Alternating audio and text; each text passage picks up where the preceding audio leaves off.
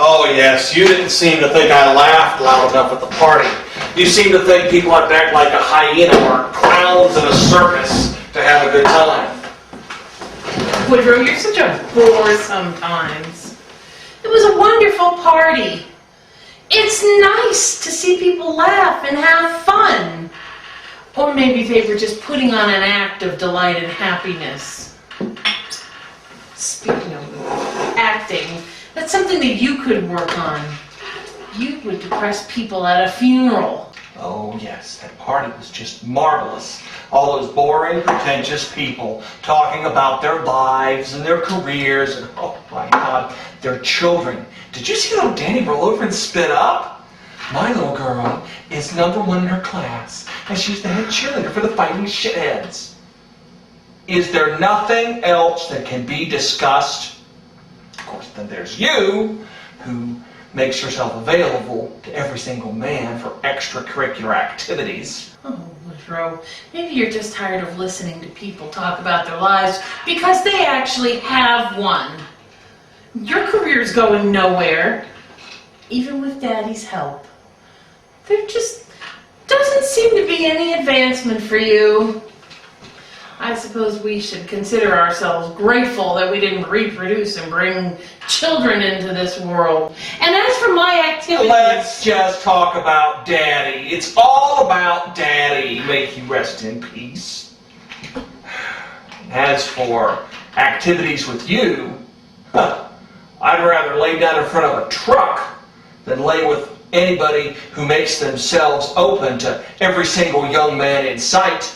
Don't you even imply that Daddy is anything other than a marvelous man. Oh, of course not. Nothing but marvelous. He was a saint. He was a beacon, a lighthouse upon which I landed my boat. He helped me with my career, and of course gave me you, my sweet Joyce. If I throw myself, it's only to get some kind of a response from my husband. Have you forgotten that I have needs and desires? God, how could I forget when I'm reminded of it? At every single outing, be it at the gas station or at the market. And please, don't blame me for your libido that just runs after every hard young man in sight. You used to be a hard young man, Woodrow.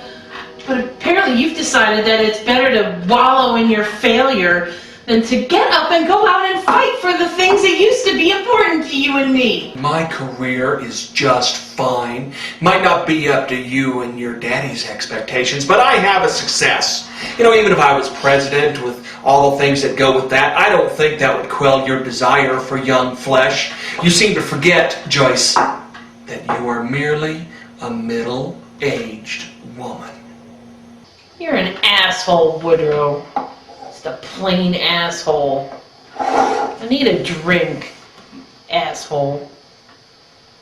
Your asshole, my asshole, everybody's asshole. And yes, Joyce, you do need a drink. So do I.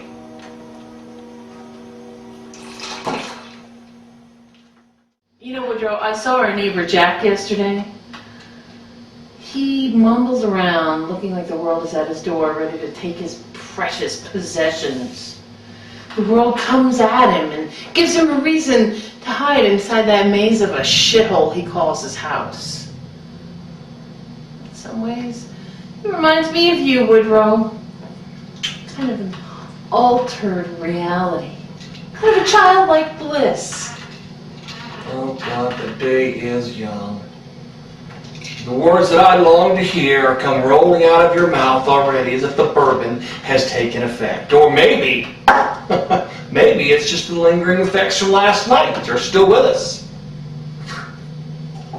As far as Jack is concerned, I don't appreciate the comparisons between myself and our lost friend Jack. But you know, I do believe that a childlike bliss might be something of a godsend. As I look at our relationship, which is filled with more pain and misery than all the lost peoples of the world. Oh, Woodrow. Jack patrols his fence like you make absurd rationalizations for your meager life and career. You construct a fence around your failure and then act like the world has gone mad and is at fault. You try to get out of the maze that you yourself created.